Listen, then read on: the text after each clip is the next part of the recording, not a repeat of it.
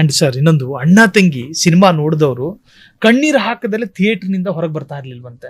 ನಿಮಗೆ ಯಾಕೆ sir emotional ಭಾವನಾತ್ಮಕ ಚಿತ್ರಗಳ ಮೇಲೆ ಯಾಕೆ ನಿಮಗೊಂದು ಕಣ್ಣು ಅಂತ?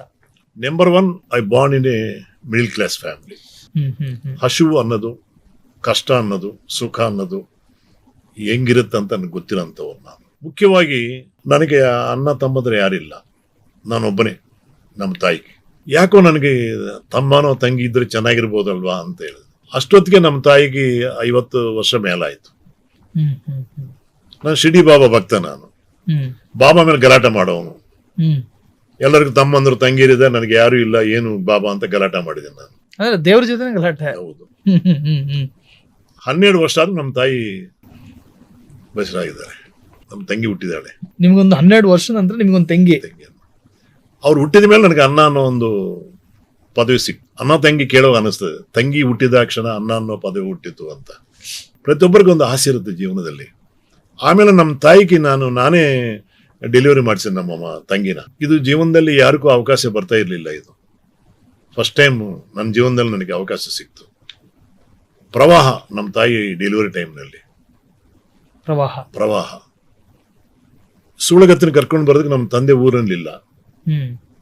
ನಾನು 12 ವರ್ಷದ ಹುಡುಗ. ನಾನು ಆಚೆ ಹೋದ್ರೆ ಕೊಚ್ಕೊಂಡು ಹೋಗ್ಬಿಡ್ತೀವಿ ನಾವು.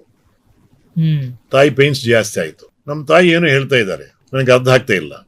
ಅಷ್ಟೊತ್ತಿಗೆ ಒಂದು ಕಡೆ ಗೋಡೆ ಕುಸಿದೋಯ್ತು ಪ್ರವಾಹದಲ್ಲಿ. ಅಷ್ಟೊತ್ತಿಗೊಂದು ಹಾವು ಬಂದ್ಬಿಡ್ತು ಅಲ್ಲಿ. ನಮ್ಮ ತಾಯಿನ ಬಿಡಂಗಿಲ್ಲ. ತಾಯಿ ಕಿವಿ ಹತ್ರ ಹೋಗಿ ಹೇಳಿದ್ದೀನಿ ನಾನು, ಅಮ್ಮ ಹಾವು ಬಂತು ಅಂತ. ಓ ಸಾಂಬ ಶಿವ ಆಶ್ರಮದೊಳಗೆ ಬಂದ್ಯಾನ ಅಂತಾರ ಮೂರ್ಖ ತಾಯಿ. ಆ ಟೈಮ್ನಲ್ಲಿ ನಮಸ್ಕಾರ ಮಾಡು ಮಾಡು ಮಾಡು ಅಂತ ನಮ್ಮಮ್ಮ ಹ್ಞೂ ಅಂತಾನೆ ಹೇಳಿದಾರೆ. ನಾನು ಹಂಗೆ ಯಾರಾದ್ರೂ ಸಿನಿಮಾನಲ್ಲಿ ಅಂದ್ರೆ ನಾವು ನಮಸ್ಕಾರ ಮಾಡೋದು ಹಾವಿಗೆ. ಜೀವನದಲ್ಲಿ ನಮಸ್ಕಾರ ಮಾಡೋಕ್ಕಾಗತ್ತಾ? ಹಂಗೆ ಕಣ್ಣು ಮುಚ್ಕೊಂಡು ನಮಸ್ಕಾರ ಮಾಡಿದ್ದೀನಿ. ಸ್ವಲ್ಪ ಹೊತ್ತು ಆದ್ಮೇಲೆ ಆ ಸೌಂಡ್ ಇಲ್ಲ, ನೋಡಿದ್ರೆ ಹಾವಿಲ್ಲ. ಅಷ್ಟೊತ್ತಿಗೆ ಪೇನ್ಸ್ ಜಾಸ್ತಿ ಆಯಿತು. ಹೋಗಿ ಬಿಸಿನೀರು ಇಡು ಅಂತ ನಮ್ಮ ತಾಯಿ ಹೇಳಿದ್ದಾರೆ. ಬಿಸಿನೀರು ಇಟ್ಟಿದ್ದೀನಿ. ಮಚ್ಚು ತಗೊಂಡು ಬಾ ಅಂತ ಹೇಳಿದ್ದಾರೆ. ಅಷ್ಟೊತ್ತಿಗೆ ಮಗುನ ಹಿಂಗೆ ಮಾಡಂತ ಮಗುನ ಆಚೆ ತೆಗ್ದೀನಿ. ಆ ಕರ್ಲೆಲ್ಲ ಕಟ್ ಮಾಡಿದ್ದೀನಿ, ಬಿಸಿಲಿನಲ್ಲೆಲ್ಲ ಒರೆಸಿದ್ದೀನಿ, ನಮ್ಮ ತಾಯಿಗೆಲ್ಲ ಇದು ಮಾಡಿದ್ದೀನಿ. ನೀವೇ ಮಾಡಿದ್ದೀರಾ? ಮಾಡಿದ್ದೀನಿ. ಅಂದ್ರೆ ಆ ಪ್ರವಾಹದಲ್ಲಿ ಆಚೆ ಹೋಗಕ್ಕಾಗಲ್ಲ. ನಮ್ಮ ತಂದೆ ಔಟ್ ಆಫ್ ಸ್ಟೇಷನ್. ಬೇರೆ ನಮ್ಮ ತಾಯಿ ಏನ್ ಹೇಳಿದ್ರೆ ಅಲ್ಲ ಮಾಡ್ಕೊಂಡು ಬಂದಿದ್ದೀನಿ ನಾನು. ಆ ತಂಗಿನ ಹೆಂಗ್ ಸಾಕಿದ್ದೀನಂದ್ರೆ, 4 ಆನೆ ಸಂಪಾದನೆ ಮಾಡೋಕ್ಕೋಸ್ಕರ ನಾನು ಕೂಲಿಗೆ ಹೋಗೋಣ. ನಾನು ಹೊಲದಲ್ಲಿ ಆ 4 ಆನೆ ಸಂಪಾದನೆ ಮಾಡಿ ರಿಬ್ಬನ್ ತಗೊಂಡು ಬರೋವನು. 1 ತಿಂಗಳು 4 ಭಾನುವಾರ ಬರುವಾಗ ತಗೊಂಡೋಗಿ ಪಾಂಡ್ಸ್ ಪೌಡರು, ಪಾಂಡ್ಸ್ನೋ ತರೋರು ಆ ಕಾಲದಲ್ಲಿ. ಒಳ್ಳೆ ಗೌನ್ ತರೋದು. ನಮ್ಮ ಊರಿನಲ್ಲೇ ಈ ತರ ಅಣ್ಣ ತಂಗಿ ನೋಡೋರು ಯಾರಿಲ್ಲ ಅನ್ನೋ ಲೆಕ್ಕದಲ್ಲಿ ನನ್ನ ತಂಗಿನ ನಾನು ಸಾಕೊಂಡಿದ್ದೀನಿ ನಾನು.